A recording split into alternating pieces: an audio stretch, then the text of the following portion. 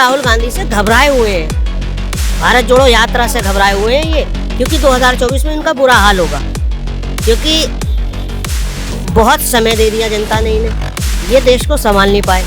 बिल्कुल ये सरकार फ्लॉप रही है। सिर्फ देश को जो चला सकती है वो कांग्रेस चला सकती है, वरना कोई नहीं चला सकता। जो हमारे देश के जस्टिस हैं चंद्रचूड़ जी, वो इनके लिए ऐसे समझिए कि यमराज बनकर आए हैं। सर, जैसे कि 2024 चुनाव करीब है और मोदी के 9 साल रह चुके हैं, तो आप उससे कितने संतुष्ट हैं कि उनके काम से? देखिए 2024 का भी करीब है और ये जो 9 साल जो हैं बहुत बेहाल रहे हैं जनता के लिए।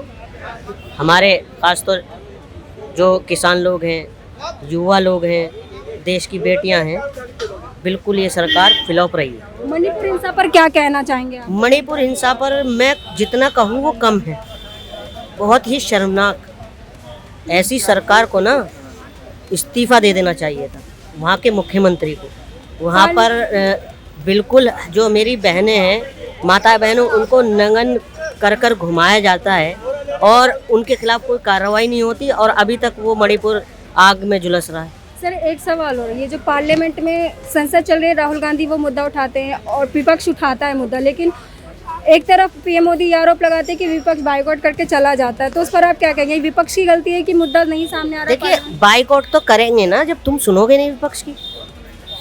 आप मतलब हमारा एक देश है, 2 कानून है, क्यों है? इसलिए किस लिए है कि आप दूसरे को तो टाइम कम देते हो और जो सत्ता में बैठे हैं उनको 2-2 घंटे 1-1 घंटा देते हो बोलने के लिए, तो फिर क्या फ़ायदा बैठे रहने का? वॉकआउट किया, अच्छा किया उन्होंने।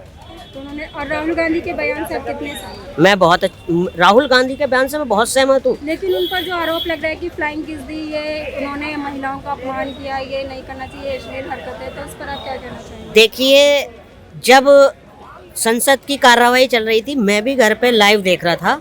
जब राहुल गांधी बोल रहे थे तो कागज़ गिरे उनके, कुछ डॉक्यूमेंट्स उन्होंने उठाए, अपना लैपटॉप बंद किया।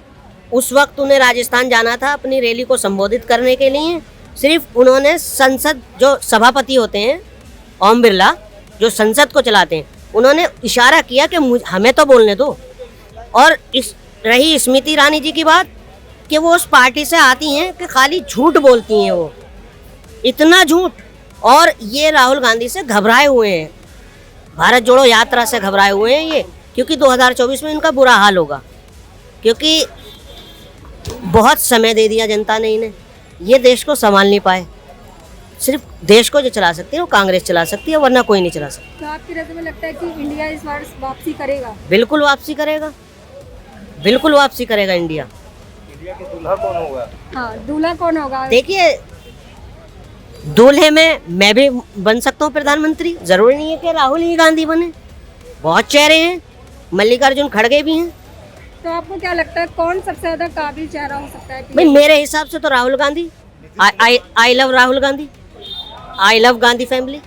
तो इस बार पीएम का जादू नहीं, मोदी जी का जादू नहीं चलेगा? देखिए एक बात और बता दूं मैं, जो हमारे देश के जस्टिस हैं चंद्रचूड़ जी, वो इनके लिए ऐसे समझिए कि यमराज बनकर आए हैं, और ये अब उनके ऊपर भी बिल लेकर आ रहे हैं। सत्य मतलब वो एक सत्य की मूर्ति हैं जो जस्टिस हैं चंद्रचूड़। क्योंकि मैं सिर्फ आपके चैनल के माध्यम से यही आग्रह करूंगा कि ईवीएम पर बैन लगा दो और देश को बचा लो। सर, आप क्या कहना चाहेंगे 2024 में किसकी सरकार बनेगी? अभी तो कोई फिलहाल वैकेंसी नहीं है 24 तक। पियो। अरे मैं आदि नरेंद्र मोदी का फिक्स है, मतलब नरेंद्र मोदी ही आएंगे एकदम बिल्कुल। लेकिन अब क्या आएंगे तो किन वादों के साथ आएंगे? क्योंकि अब तक जो जनता को शिकायत रही कि महंगाई कम नहीं हुई है और जो बेरोजगारी वो बढ़ी है, तो अब के जो आएंगे वो किन वादों के साथ आएंगे? आपको क्या लगता है? कौन सी महंगाई हुआ है? महंगाई नहीं हुआ है। महंगाई होता तो हर आदमी के हाथ में एंड्रॉइड फोन है। मतलब अगर मोबाइल फोन है तो आपकी नजर में महंगाई नहीं? जो गरीब लोग हैं, एंड्रॉइड फोन सबके हाथ में। देखिए महंगाई उनसे पूछिए जो 400 रुपये मजदूरी करता है, वो सोचता है प्याज लाने पे भी, टमाटर लाने पे भी, वो अदरक लाने पे भी सोचता है, वो सिलेंडर जलाने पे भी। अब भाई साहब की हो सकता है 60-70 हज़ार रुपये तनख्वाह हो, तो इन्हें क्या महंगाई लगेगी? मुझसे पूछिए, मुझसे पूछिए। टमाटर महंगा होगी, आलू महंगा होगी तो किसान को उन्नति होगी, बढ़िया बात है। इस पर क्या कहना चाहेंगे आप? देखिए जो ना ही तो किसान को फायदा हो रहा, ये जो कमा रहे हैं ना, ये किसान भी पिस रहा है इसमें। मंडी में जाके देखिए कि क्या रेट है। ये जो बारिश हुई है, आत्महत्या कर रहा है किसान। आलू का रेट देख लीजिए, अब रेट बढ़ाएं। जब किसान का आलू आता है, जब रेट नहीं बढ़ते, जब आलू खत्म हो जाता है, जब रेट बढ़ाता है, मजे कौन लेते हैं? ये मंडी वाले। हर तरीके से जो सेकंड क्लास और थर्ड क्लास वाला जो आदमी है ना, वही पिस रहा है। मतलब महंगाई हाँ। आगे बढ़नी है। आप बताइए, अभी कोई मैं अपने बच्चों को पढ़ाना चाहूँ, कोर्स पर जो 100 रुपए की बुक थी, वो इन्होंने 300 रुपए की कर दी, तो कहाँ से गरीब आदमी पढ़ाएगा अपने बच्चे को? तो ये चाहते हैं कि देश पढ़ेगा तो राहुल गांधी जैसे सवाल करेगा, अनपढ़ रहेगा तो हम इनको बहकाएंगे, बहुत अच्छी तरीके से अपनी राजनीति चमकाएंगे। देश को अनपढ़ बनाना चाहते हैं। आपको क्या लगता है इनके पास से कितने सामान? आलू महंगा होगी, प्याज महंगा होगी तो देश के किसानों को उन्नति होगी। भारत कृषि प्रधान देश है। किसान की कैसे उन्नति होगी देश की? जब महंगाई होगी, सामान कैसे बेचेंगे किसान?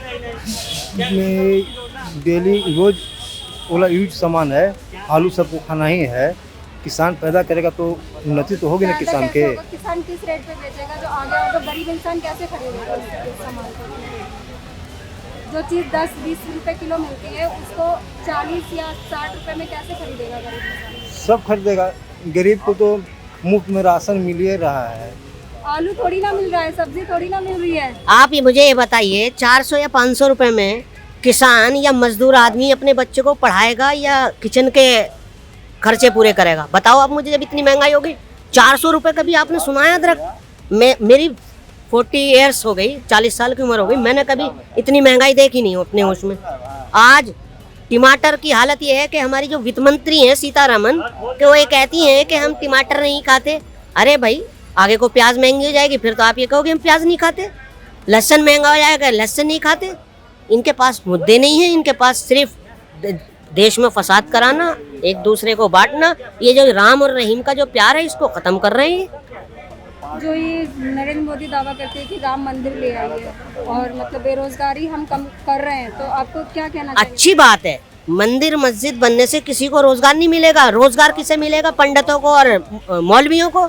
अरे भाई देखिए, अपनी अपनी आस्था का सवाल है, मैं उस पर वो नहीं कर रहा हूँ, मगर इसकी जगह कोई अगर कॉलेज खुल जाता, ITI खुल जाती। तो आप कॉलेज पे बात तो की है उन्होंने, आपको क्या लगता है ये कि ITI के वो IMC कॉलेज खुला है? देखिए, मेरी बात सुनिए, आप विद्या को, गीता को, कुरान को जब ही समझोगे जब आप पढ़े लिखे होगे। जब पढ़े लिखे ही नहीं होगे तो क्या फायदा फिर? बताइए। फायदा होगा उनका होगा जो अंदर बैठे हुए होंगे। देश को इन्होंने भिखारी बना दिया। अब जो ना 2024 में, आने वाले 2024 में देश को जो ना फकीर प्रधानमंत्री नहीं चाहिए, देश को चाहिए प्रधानमंत्री। और फकीर तो नेपाल से भी हम अच्छे से अच्छा ले आएंगे, देश को है प्रधानमंत्री की जरूरत। ऐसा प्रधानमंत्री नहीं चाहिए कि जनता को ही फकीर बना दे। मतलब 2024 में मोदी जी नहीं, बदलाव होगा बहरहाल इस बार। मैं ये नहीं कह रहा कि राहुल गांधी बनेंगे या कोई, बहरहाल बदलाव होना है। बहुत दुखी है देश के। सवाल यही उठता है ना कि मोदी नहीं तो कौन? देखिए, मैंने भी कहा कि मैं भी काबिलियत रखता हूँ प्रधानमंत्री बनने की। हर देश का युवा काबिलियत रखता है। ऐसा नहीं है कि प्रधानमंत्री नरेंद्र मोदी जी हों। अभी तक जो हुआ है ना, विकास जो हुआ है, सिर्फ इनके सहयोगियों का हुआ है, गुजरातियों का हुआ है। मुझे बता दीजिए कितने इन्होंने वायदे पूरे किए। अगर प्रधानमंत्री नरेंद्र मोदी जी 2014 से पहले अपनी स्पीच सुन लेना, तो हो सकता है कि वो अपने आप को वोट न दे पाए। और रही बात हमारे देश की मीडिया, देश का जो मीडिया है ना, हमारे चौथा स्तंभ होता है, समझ रहे हैं आप? काश अगर 1947 में टीवी होता, तो ये जो है ब्रिटिश सरकार, अंग्रेजों की सरकार हमारे देश की मीडिया को खरीद लेती, और फिर देश की मीडिया हमारी क्या करती? अंग्रेजों की गुलामियों के फायदे गिनाया करती। बिगाड़ जो कर रहे हैं ना ये, देखिए इसमें सरकार जिम्मेदार नहीं है। हर कुछ 80% ये मीडिया वाले भी हैं। मतलब मीडिया का हाथ है सबसे बड़ा। बिल्कुल, जो सच को सच नहीं दिखाते और झूठ को झूठ नहीं दिखाते। सबसे बड़ा जो है ना, ये मीडिया का रोल है इसमें। आप क्या कहना चाहेंगे कि यूट्यूबर मीडिया आप लोग भी हैं, क्या आप लोग भी बिके हुए हैं? नहीं, हम तो अभी कह रहे हैं। देखिए, मैं आप जैसे पत्रकारों को सलूट करता हूँ कि आप जैसे सोशल वर्कर, सोशल मीडिया चलाने वाले जो ग्राउंड रिपोर्ट दिखाते हैं, अभी इंसानियत जिंदा है और जब तक आप हैं लोकतंत्र जिंदा है। मैं आप पे लाजन नहीं लगा रहा, मैं गोदी मीडिया जो हमारी नेशनल मीडिया है, मैं उनको कह रहा हूँ, मैं आपको तो सलाम करता हूँ जैसे आप जैसे पत्रकार हैं, अभी इंसानियत जिंदा है। क्या कहना चाहिए इसमें? पूरा मीडिया समाज पे उन्होंने उंगली उठाई है, इससे तो साबित होता है कि आप जीते हुए हैं।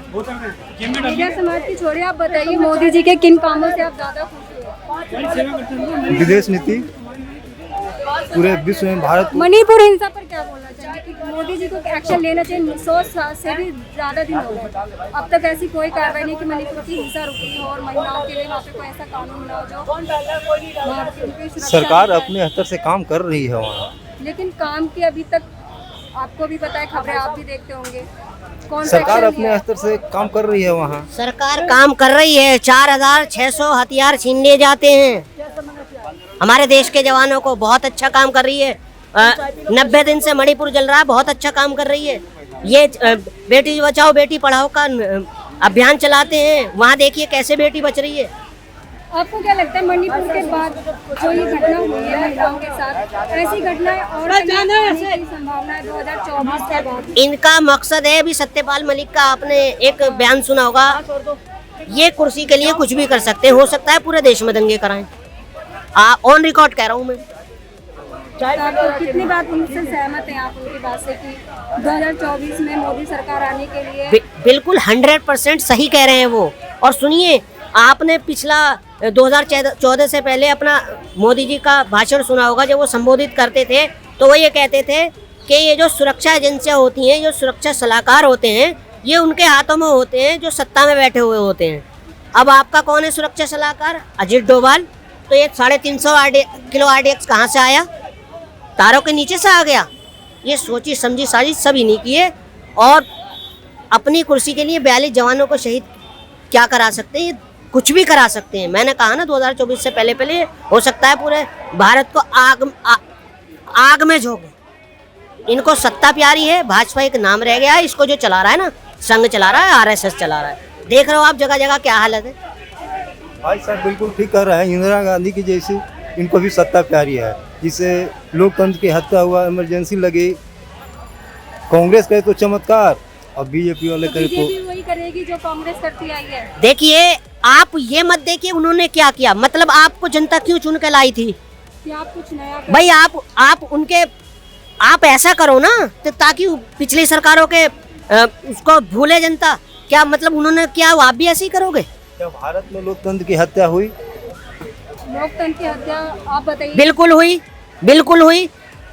40 दिन से पहलवान बैठी रहती हैं बेटियां, जो देश का जिन्होंने सर ऊंचा किया, देश का गौरव, जो गोल्ड मेडल लेकर आती हैं। जब गोल्ड मेडल लेकर आती हैं तो प्रधानमंत्री नरेंद्र मोदी जी बाकायदा उनको डिनर पर बुलाते हैं और कहते हैं कि आप मेरे बच्चों की तरह हो, मेरी बच्चियां हो। और आज वो जब वहाँ बैठी थी, उनके ही मंत्री ने उनके साथ शोषण किया, तो चुप्पी साधे हुए बैठ गए, बिल्कुल मौन हो गए। अब उनकी बेटियां नहीं है वो। तू तो बोले कि हम पे आरोप सिद्ध हो जाएगा तो हम फांसी पर लटकने के लिए तैयार हैं। पार्लियामेंट में आ रहे हैं ना, उस जगह बैठते हैं और लेकिन उन पर आरोप सिद्ध नहीं हुआ है, ये आप कहना चाह रहे हैं?